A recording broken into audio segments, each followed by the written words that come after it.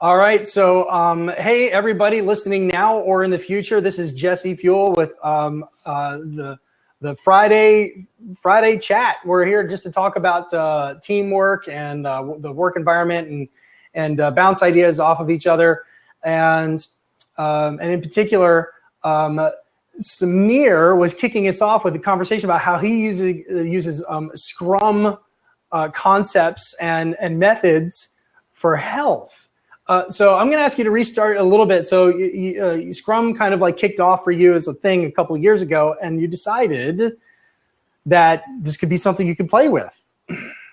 Yeah, so I love the concept. I love the time boxing. I love the fast feedback.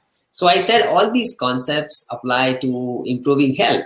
So let's try it out. So I put out a call, and we got a team together, and It was a global team. There were a couple of people from Minnesota. There was a call center person in Indonesia, and there was a professor in South Africa. So we had this diverse team, and we got together. We created a product backlog, and the things in our backlog were things like eat healthy, eat vegetables, call your grandmother, call your friends, sleep a lot. The guy who worked in the call center, he got only 4 hours of sleep because he worked in the night, and in the day, he was just he didn't have a job. So at the end of this, I think we did this for 3 weeks, 3 sprints, and we got together on like Skype calls. And at the end of it, the lady in Minnesota, she lost 5 pounds. The guy in the call center, he started sleeping like 6 hours to 7 hours, and the person in the professor in South Africa, he called up his old-time friend and grandmother, and they connected. So it was so cool, and things like that. I loved it. All right, so that's a great story. Hey, Joel, how are you? Greetings. Hey. So I'm gonna. Is it working? I'm gonna jump on this conversation real quick because I ran my first marathon using Scrum. How did I do that? Well, when you don't know where to start, you Google marathon for beginners, and I found a website, marathonrookie.com, and they offered some running plans essentially that were based on a weekly goal of how much mileage to hit. And so I said, that sounds like a good cadence, a weekly cadence, right? So that becomes a more or less a sprint, a Scrum time box. And then I had my backlog, which is miles, right? You got to pump out your backlog. Well, if I don't have a lot of discipline, I get a little bit sloppy. And then and I created a release deadline, which was the Las Vegas Marathon, in the Rock and Roll Marathon in Las Vegas. I think it was in 2012. And so I had a deadline, I had a backlog, and a weekly cadence to head towards it. And I got sloppy with my sprint goals. I didn't hit them as consistently. So then I get close to the deadline and I ramp up and I get shin splints. So talk about a system failure, right? So I've got technical debt, and it comes time for me to release into production, and I'm just not ready. So doctor, can I just take a couple of days of rest and then patch it up and then move on? She's like, no, you need to take weeks off. Yeah. And I said, so I had to redefine my MVP from a full marathon with a medal and a bib to a half marathon with a medal and a bib and a finish line. And I did. And then I did my MVP. I did my first release in a half marathon in 2012. Then I said, okay, so I need to iterate on this. I need to be a little bit more disciplined. So the next year I signed up for a different marathon and was a little bit more disciplined, and I was able to complete again along the way. So I learned the lessons, which is your first release is never what you want it to be when it comes to your health and your physical fitness and your goals, and whether it's losing weight or any of that. So that's my story on applying health on a person or Agile on a person. Joel, have you done any of the Agile stuff on a personal side? Sorry, I was trying to tweet that I was listening to you. So yeah, I have a Kanban board. We're not using it right now, but we have successfully used Kanban boards for household, basically for our weekends, for weekend projects. What are all the chores and things we want to get done for the weekend? And I'll actually set it up, and it'll have swim lanes, one for my teenager and one for myself. And then the product owner is mom, of course. So we have to do, in progress, verified, and done. And so it has to go to verified so that the product owner can sign off and approve that, yeah, that's the way I wanted that project done. Nice. And that's been successful in the past. And then we're going to be moving sometime in the near future, and I will almost certainly set up a Kanban board. Actually, already have I'm using Trello for a Kanban board for activities for finding a new house. And then when we go to do the actual moving, we will almost certainly set up a physical Kanban board. Yeah, I love Trello. Isn't that cool? I love it. Trello is awesome, and I used Trello for years. The only reason I'm not actively using it right now is I'm full-time coaching at AOL, and the teams use Jira. And so I set up my Agile coach board in Jira. I still have a physical board, but it's if the teams are going to use Jira, then I'll use Jira. Right. Yeah. And I've seen your coach's Kanban board, which was kind of cool. So we can use these techniques for more than just assigning your assignment to this person and this person. There's more to it than that. So what's on your mind, guys? What have you been running into lately that you want to kind of throw out there and talk a little bit about? I have this kind of sparker topic of challenges on scaling because there's some stuff that I've been talking about and dealing with. Is that something on your minds these days, or is there something else that's hot on your burner? Oh no, scaling is huge for me. It's the how do I as a coach handle the scaling of an organization that is scaling? Because I just did some math yesterday, and I am officially responsible for upwards of 16 teams, but obviously I can't work with all of them at the same time. Right. So how do you scale? So one of the challenges with scaling, a new way of working, more adaptability, more teamwork, more collaboration is there's not enough of us to go around to make that happen.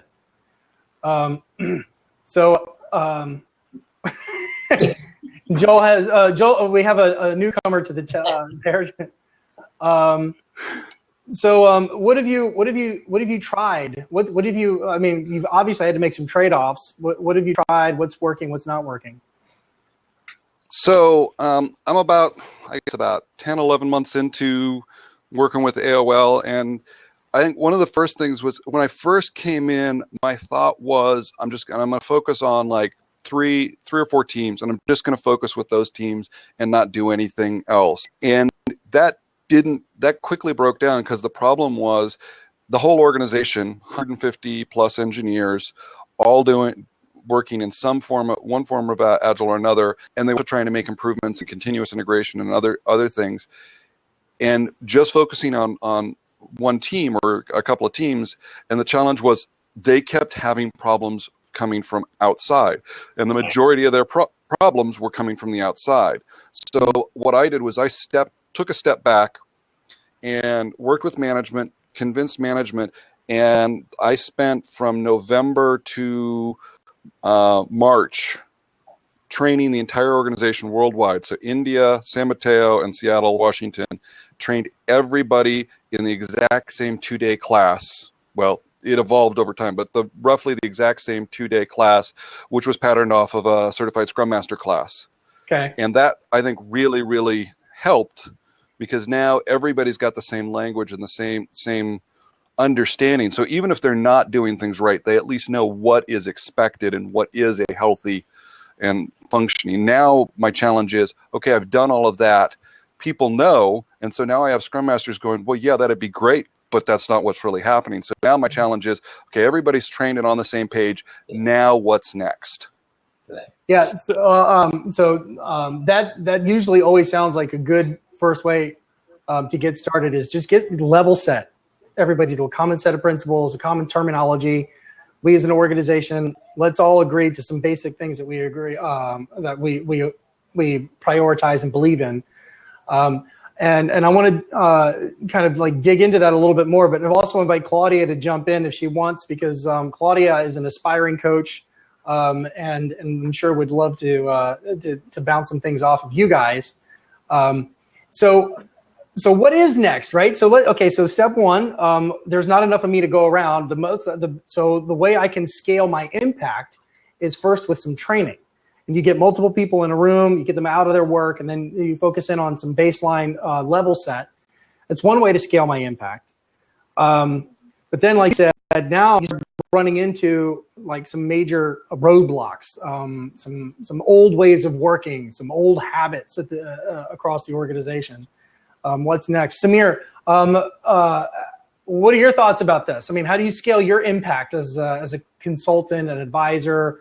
How is it that the work that you do tends to have the bigger, broader impact than when you were earlier in your career?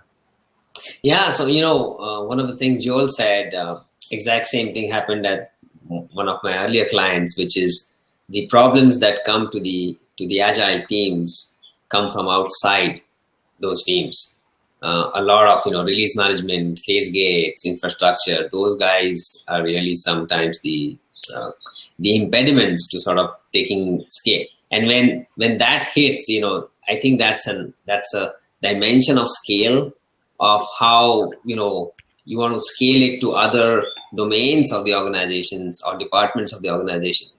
That is exactly the place where I was. Management was not totally on board. But they were on board to do training. So they did do training. They offered training as an optional for anyone who wanted to do it. So at least that piece, the training piece, helps. Yeah, that's good. So what are some of those organizational roadblocks and those things that you said there are impediments and issues from outside the team that you guys are seeing? Release management was one. They had a strict release process, and which was monthly, and they couldn't take it down. So that was one challenge. The other challenge with the other teams were not so on board with the Agile practice and principles. So infrastructure and those people. So getting them on board and getting them on teams itself was sometimes difficult. How about you, Joel? Yeah, we're facing monthly release process. They got put in place right after the division I'm coaching was acquired by AOL.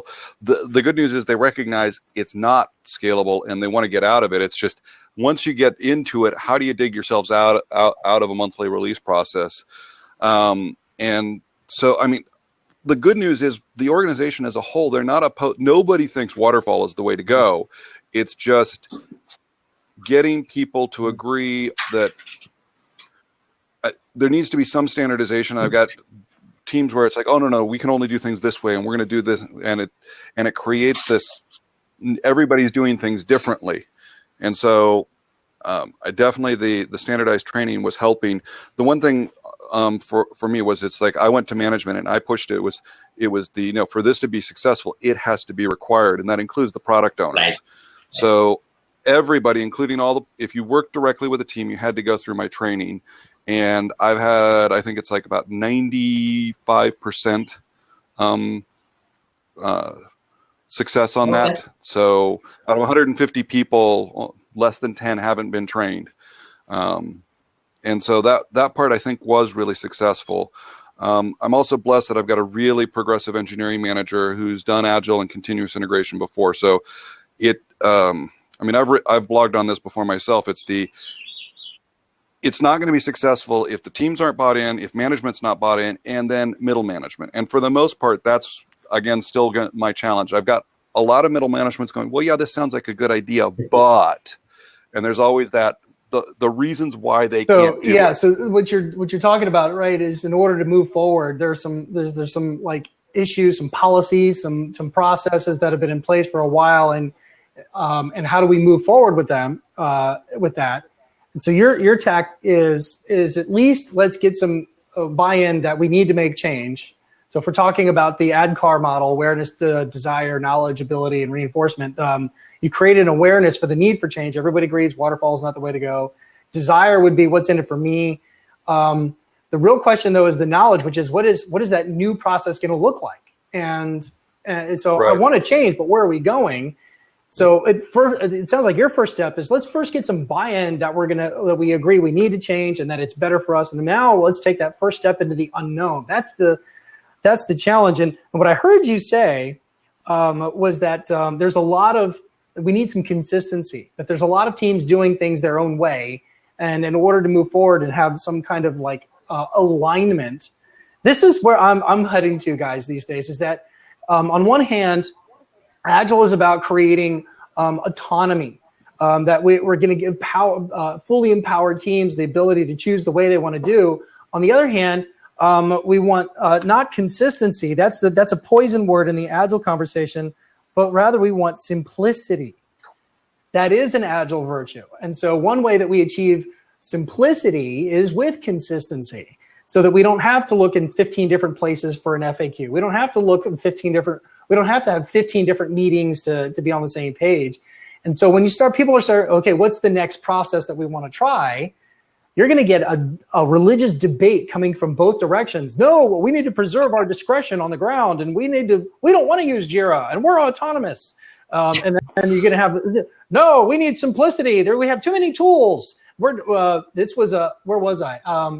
I was at a different part of another organization that was an operations, and they were these IT operations guys were complaining about the fact they had to document the same information in 5 different tools for each ticket.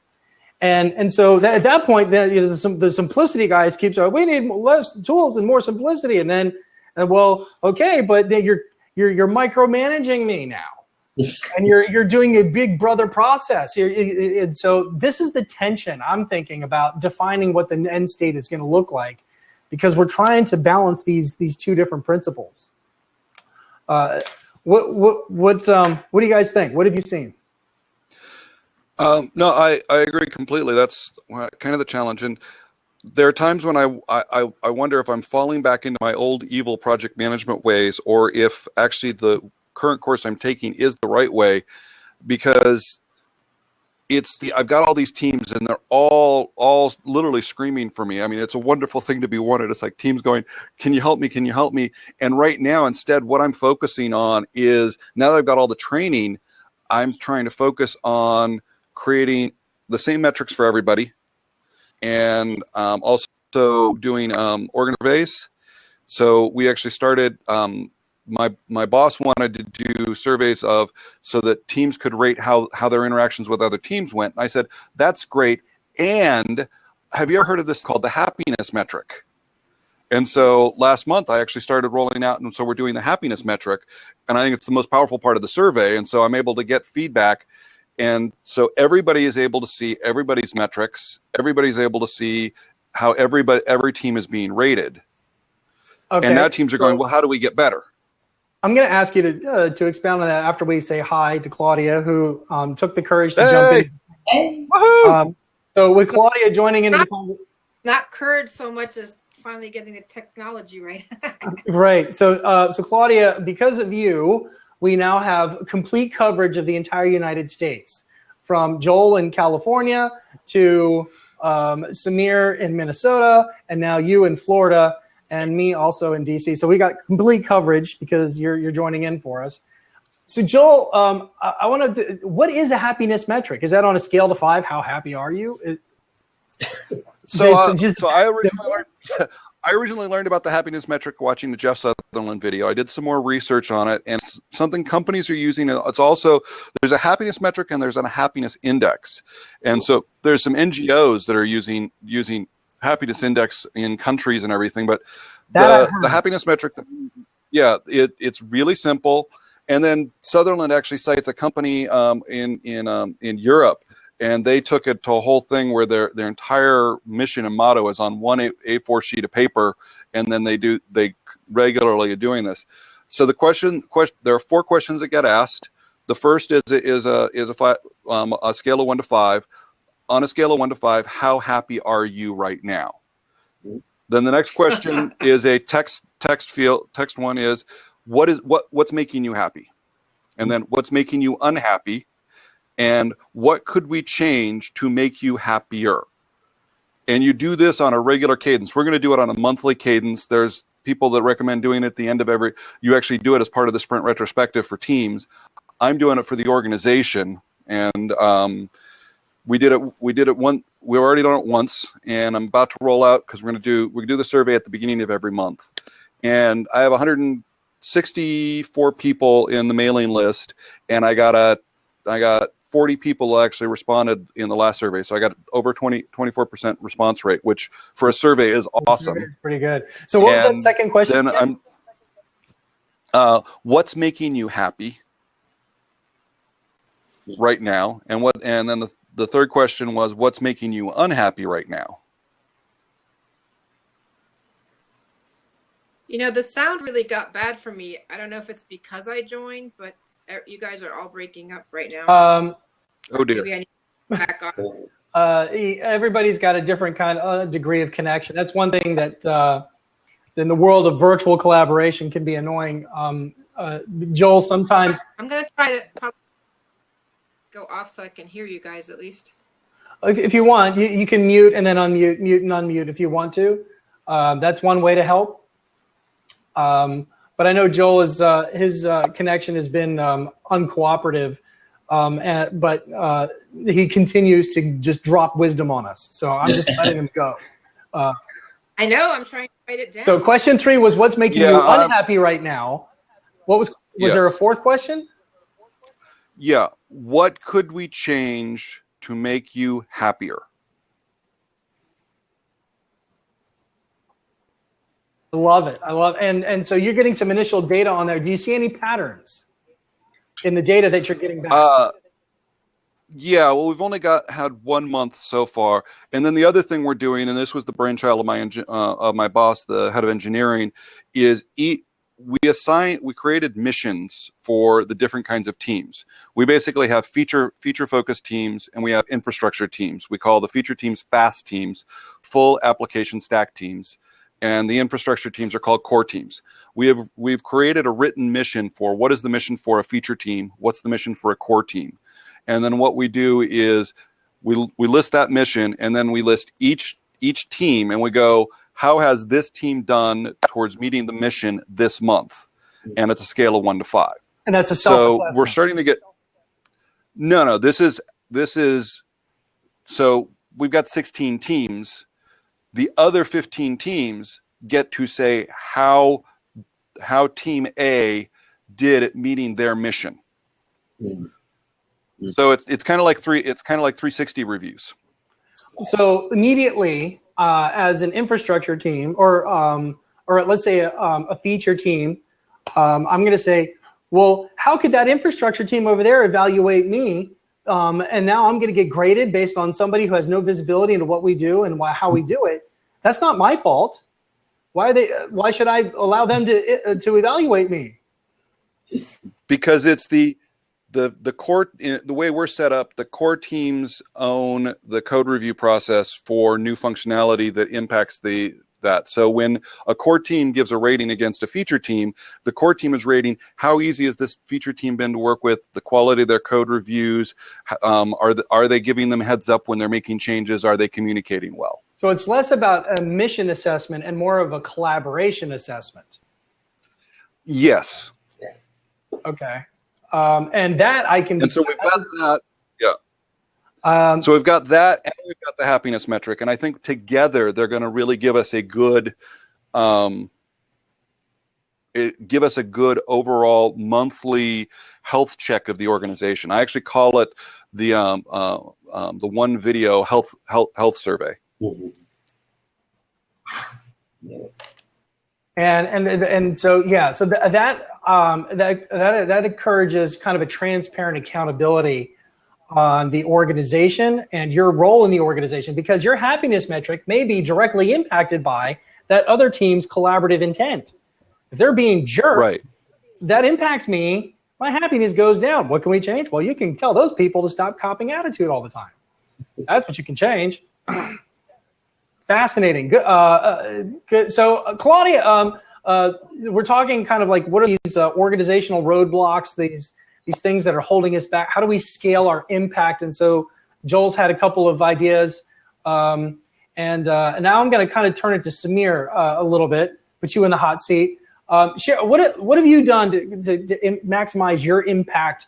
Whether Joel shared with this training, getting everybody level set. The other one is to also have these metrics where we can identify where in the organization the pain is and do kind of like a Pareto analysis or an 80-20 analysis of where the pain is centered. What have you tried to maximize your impact on improving the quality of life at your clients?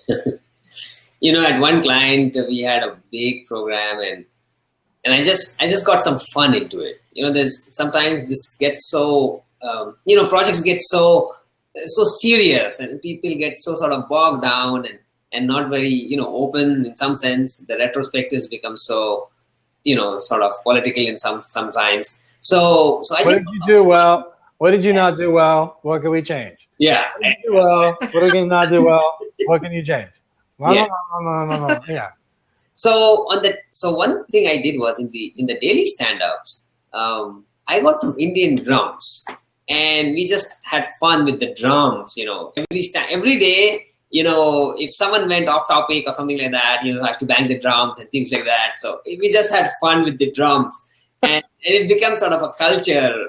Every day we had the drums and we sort of, played it for 30 seconds and then we started a daily stand-up. So it sort of brought some informality. People started opening up, some people then came after about, couple of days, they wanted to try the drums themselves. So we just kept it there. We just kept it at the table near the Scrum board and it really sort of transformed the interaction. No doubt. So what are some other fun tips you have? Okay. All right. So are you a one-trick pony? Is that it? Bring drums in a daily stand-up and we completely changed everything? No. What are some other tips? The other thing is we encourage teams to sort of cross-pollinate. Go and attend other people's Scrum meetings, other events if you can, and see how they function so that, you get more collaboration, more pollination, more understanding of how other people work. And it's hard to do sometimes because of just capacity and things like that. But whenever you can encourage them. And that's really, especially sometimes retrospective. If, two teams are not sort of working or, it's a large program, we send each other to each other's retrospective to sort of, just get a sense of what the other team is struggling with or what's working well on that team. So that helped other people create some empathy. Yeah, that's excellent. So what I have found can also help is an all hands sprint reviews, all hands joint demos, joint sprint reviews. I've seen that create a little bit of visibility and unity as to what those other teams are doing. And, now I know what you guys are doing. Oh, that's kind of cool, interesting. And then that way you create kind of like a shared understanding, not just a shared understanding, but kind of a shared mission. Like it creates a sense of collective identity when everybody sees what's going on, once every few weeks. Like you said, also encouraging people to jump in on their daily interactions. And that can be a way that as a coach or as a consultant, I can maximize my effectiveness is just to, like you said, just encourage people just to interact with each other a little bit more. And it doesn't have to be, you don't have to book it in Outlook either. That's another, I have so many meetings. I couldn't possibly go to their meeting. I'm not asking you to go to meetings. I'm asking you just to interact and do stuff like drop in or visit or supervise or, just almost like a team member, like a voyeur looking in from the outside. What are those people doing? And you get a little bit more. Now, the danger I found, though, is anything good can turn into something bad. So in that group demo, that joint review, it turned into a PowerPoint competition. And so here is my Burndown chart. Look how good it looks. We did lots of work. This is what I have nothing to show you. This completes my demo. And like, did you just demo PowerPoint to me? I don't need, PowerPoint works. Why did you demo that to me? I know that works. So it can turn, so depending on the culture that you're in, what is it? Culture eats strategy for breakfast, right? So we have this collaborative strategy. We're going to get together and have fun. And then here comes the culture of, like reporting and looking good to your peers. And that can, so anything good, beware, can turn into something a little bit nasty. Claudia, what's on your mind? What have you been running into these days? I remember you saying you started a new gig. I did. And this is actually interesting because from my local Agile meetup, this keeps coming up, and it's just teaching or getting teams to understand estimation. And I think part of the issue is that all of the tools that we use, they break down to tasks. And in the tasks, you have to put the hours. So the people are always really, and then the burn down comes from the hours, at least the tools that I'm using.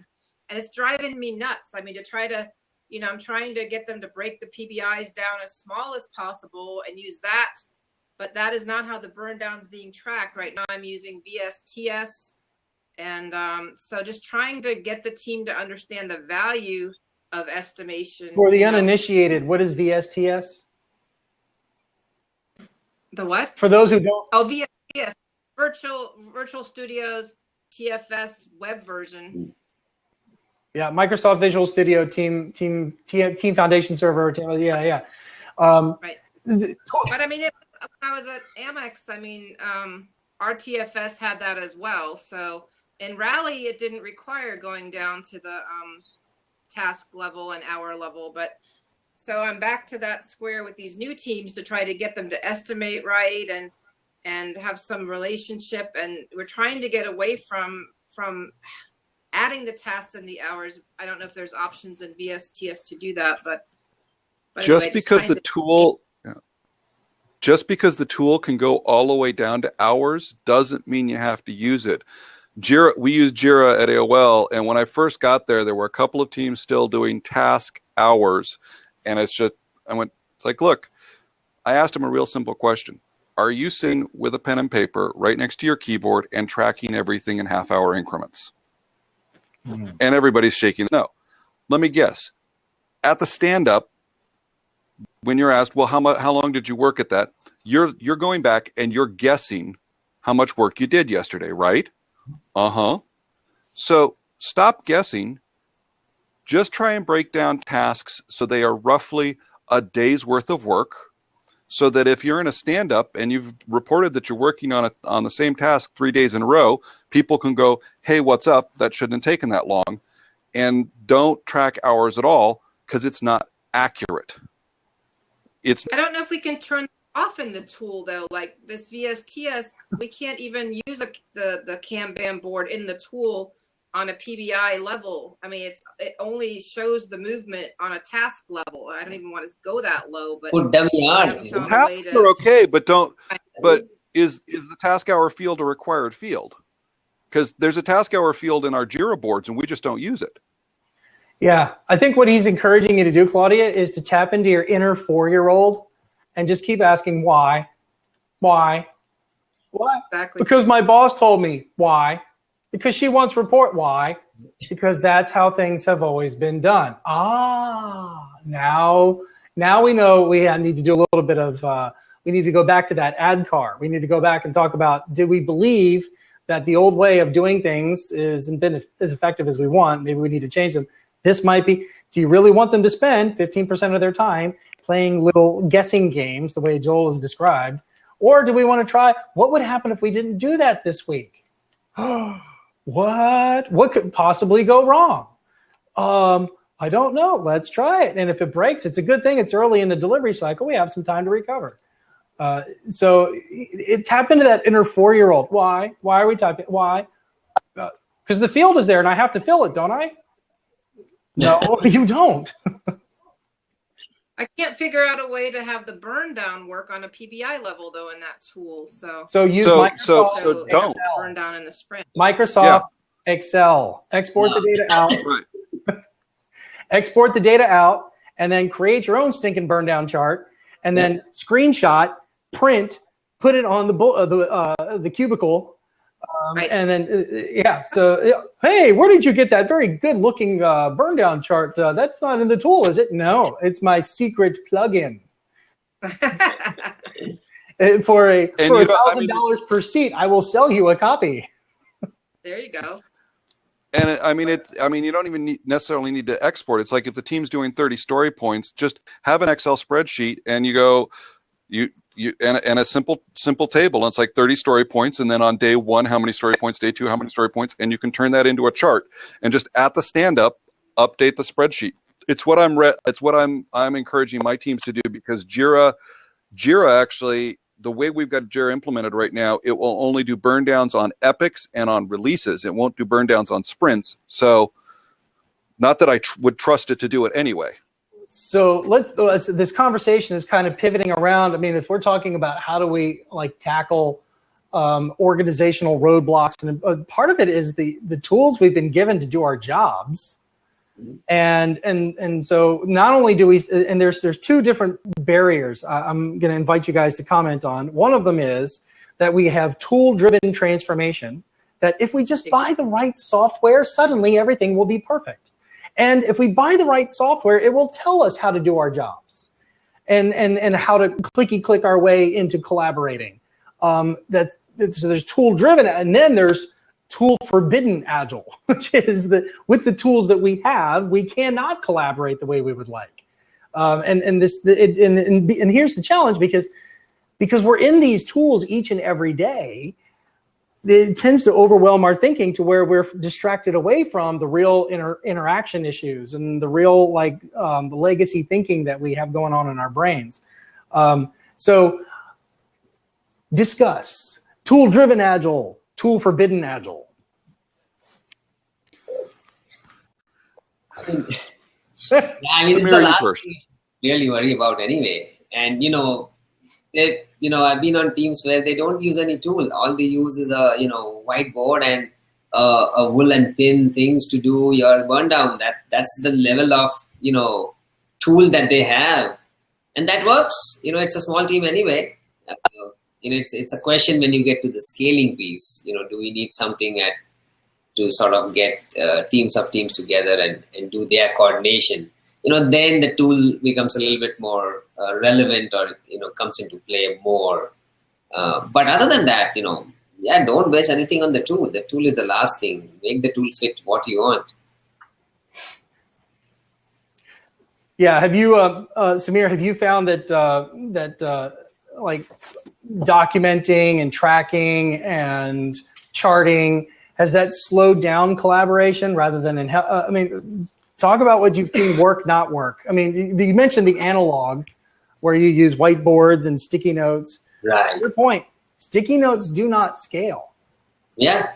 And at some point, we've got to find a way to preserve.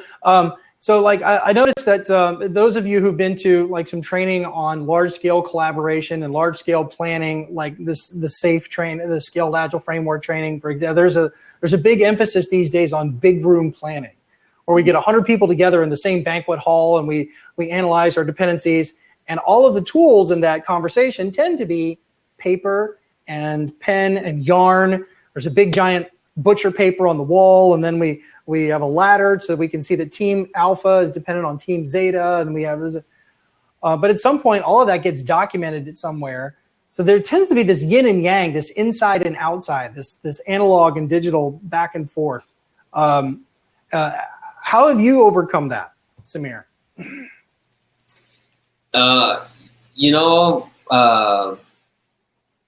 It's really for the teams at a team level. It really works well with pen and paper. That is the most effective way at the Scrum level, at the team level. That's the best way that, any tool you think that's the best way to collaborate. But at a high level, executives need dashboard, they need roadmaps, they need some sort of that visibility.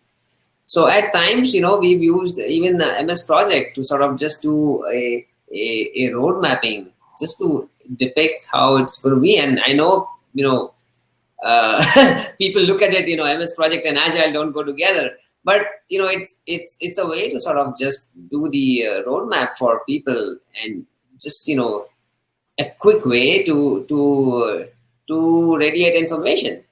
And I mean, my point is that the tool is not really in play here. It's what you're trying to communicate. Yeah. So Claudia, have you talked? Are there other kind of champions that you work with? Agile champions? Are there other Scrum masters and coaches there talking about like some of these issues, these barriers, these impediments? I know you're still kind of getting your feet wet at the new project, but what are some of the things that you're running into, and some of the things that your change team is trying to change? Not so much collaborating with the other Scrum Masters yet.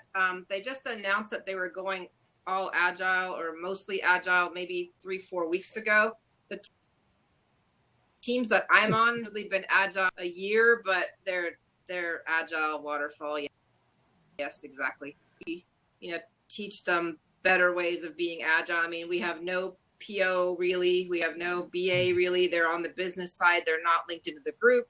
So trying to get them to own up to their piece more. I mean, it's really basic stuff right now, just trying to, and we didn't have a good tool up to this point. So we just have a lot of struggles. It sounds like they're trying to put some money behind it though. So, and, build out a new framework. They're still using AS400s and mainframes, and they have 5, 6, 7 week sprints. In some cases, my teams have 2-3 week sprints, but the AS400 teams have 5 week sprints, which we all know is way too long, but so, yeah, just trying to.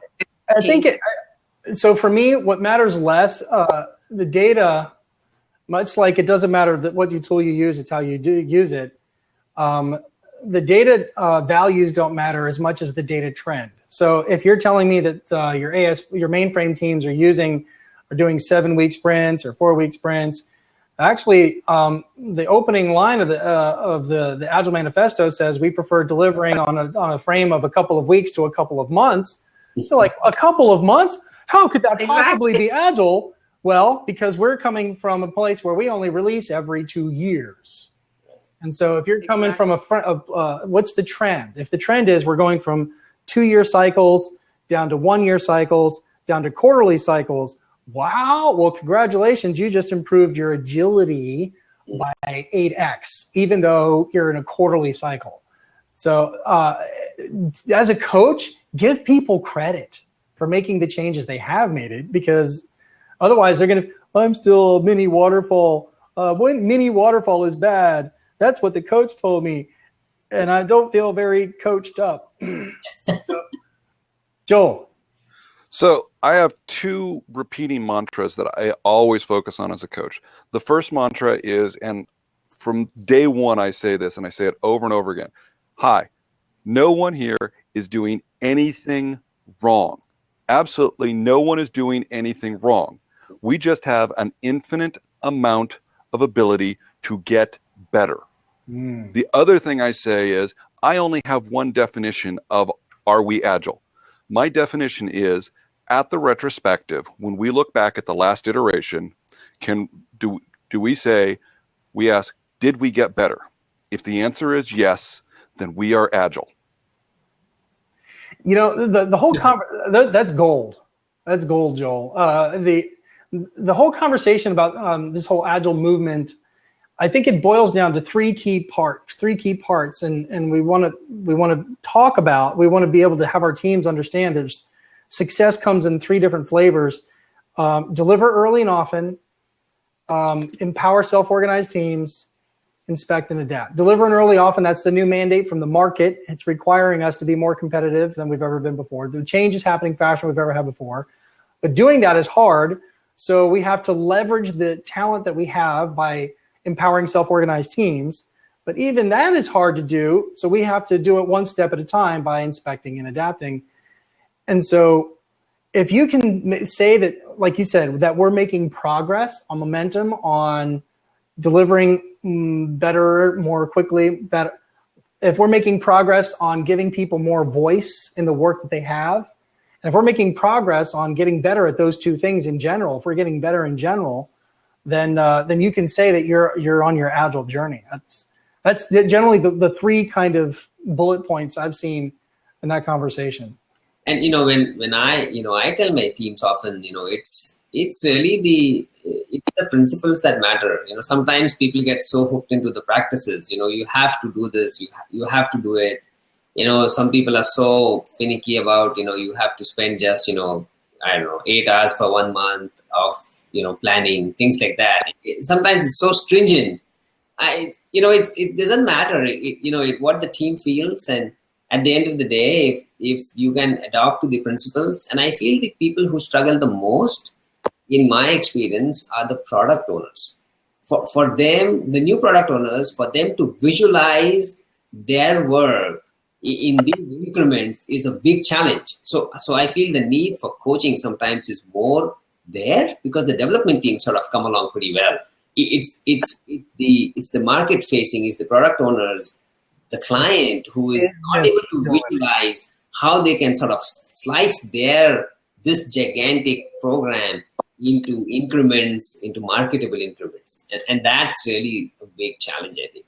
It is, because usually business leaders have been told they haven't been challenged to decompose their vision into small, incremental, achievable, into SMART goals. As a business leader, you're told to be a visionary, be bold, but SMART goals are that's work, that's boring, that's just, and I can delegate that. How about you Samir, just call me when it's done, and that's in fact, I heard one of the inventors of extreme programming, his name Ron Jeffries, he said that the product owner role was the one that we most underestimated the difficulty of it. Yeah. There's just a lot on that. That's true. You mentioned another thing, Samir, about everyone is very rigid about their processes and their methodologies, and the 8 hours per month you must spend planning. And I saw another coach, Lisa Atkins. She applied the Agile growth and the Agile if we're out there helping people adopt Scrum, adopt innovation games, adopt retrospectives and things like that. Where are you on the journey? Where are you on the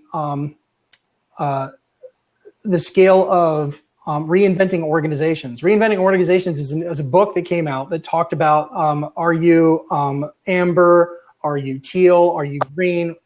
And what she said is she applied that to the Agile conversation. And so at the base, at the most base foundational level of organizations, you have they're driven by tradition.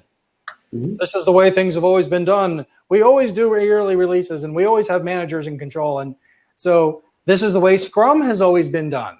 Scrum is always about the rules and the 8 hours of planning and the 3 questions. And then you have I think it's the green, the amber, which is very about results and results oriented organizations. And that could be around where Agile is all about delivery to the point of burnout, and Agile is all about interruptions and it's not sustainable and it's not plannable. And then we have something that's a little bit more people oriented, and that can be kind of like dude, I'm an Agile guy, like I'm a programmer, I'm a tester. You need to leave me alone. I'm totally self-organizing, and I don't have to answer to anybody, and it's out of balance, as opposed to the mission-driven organization. And if you're mission-driven Agile, maybe you bend the rules a little bit. Or maybe you're willing to take a personal sacrifice in your autonomy because you believe in the mission. And so that was an interesting conversation that she said that when people talk about, I'm an Agile coach, you can have an Agile coach that says you will do Scrum exactly according to tradition. You can have an Agile coach that says you will do Scrum in order to get results, and that all that matters is results. You can have a coach that's all about the people, man. The people is, or you can have one that's what's our mission and where are we willing to cut corners and make trade-offs intentionally. So do you guys run into the Scrum Nazis?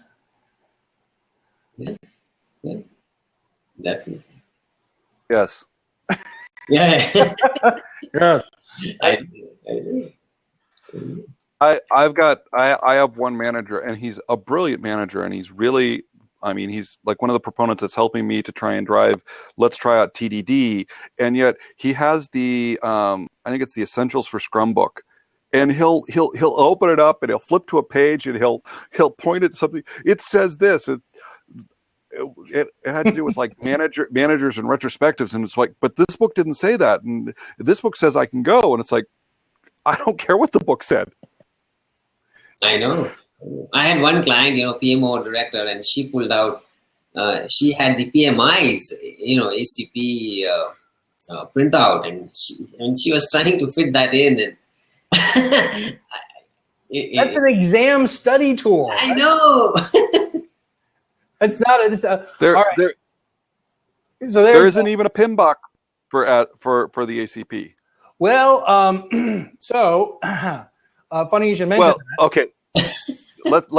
There is, when they wrote it, they said at this time there is not a body of knowledge like the PMBOK for the ACP. Instead, here are all these books and references that we recommend. Now, maybe they're going to create an Agile PMBOK, but well, I can tell you, because there's some smoke-filled room conversations happening. The ACP, yes, was absolutely designed to be an inventory of knowledge that's in the industry, an inventory of what people use, and we want you to be aware of what people are using so that you can decide what's fit for purpose in your context. Then the market just got to the point where, like, listen, you need to be able to say something meaningful, PMI, to project managers about the fact that there's another way, a set of tools that we can make use of. And so the next version of the PMBOK guide, which is going to come out, there's going to be a draft coming out this fall for public review and feedback, and it will contain explicit descriptions of what is the difference between plan-driven versus predictive versus adaptive approaches. Right. In order to help people, like, okay, because I know I'm supposed to initiate, plan, monitor, control, execute, and close. If I'm supposed to do all those things, and then we're Agile now, do I not do those things anymore? No, you still do them. You just do them differently. So I will encourage you guys, watch for that in the press releases and then the blog conversations. There will be an announcement coming soon where they're going to ask for community feedback on the way that the Project Management Institute is going to be describing, or the PMBOK 6 is going to be describing how Agile is different. Not what to do, but how it's different. I think that's where we want to stay away from telling people this is what Agile is, this is the new ANSI international standard, you will do it this way. But we also want to give people some information about what is, so that when you have these little Scrum project management Nazis and Scrum, you can, but it says that I should do this. Yes, it says that. It doesn't tell you how to do it. Yeah. But, with folks who have been so sort of PMI ingrained, with PMI coming out with ACP, that's a good, it's a good sort of argument to them to look, PMI, even PMI is recognizing it in some sense. So they get that. Well, they know they have to start being a part of the Agile conversation if they want to be relevant. Right. Because the whole market is shifting now. I forget what the adoption rate is, but there was actually a survey they came out with. If you were to go PMI's Pulse of the Profession 2015 Organizational Agility Survey, this is now becoming a de facto, to the point where you have to have an Agile strategy in any organization. You have to be able to talk about what it is you're going to do, so there is more, but it comes down to your mindset. Your mindset, if you're kind of like a follow the rules, if you're kind of like we have to don't stray too far away from the convention, don't stray too far away from what people say. It's not whether you're a traditionally trained manager that defines that, or whether you're an Agilist. It's your own personal mindset and your frame of reference. And it's even, it's happening even now. There's a whole sort of generation of folks who have worked only in this environment. They have never worked in a waterfall mode, and that will shift. And if that shifts, that will really skew people away from the waterfall mentality, I would say. Yeah. Any closing thoughts for us? I mean, you guys have been kind enough to join me during my lunch break.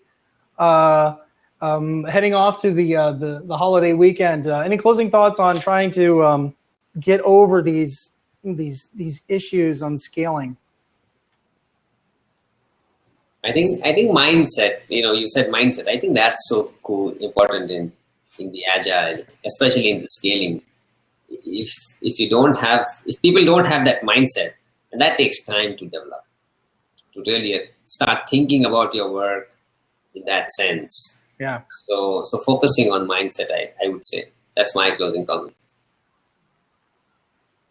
I think for me, I used to be one of the big proponents of do a small pilot and see how it goes.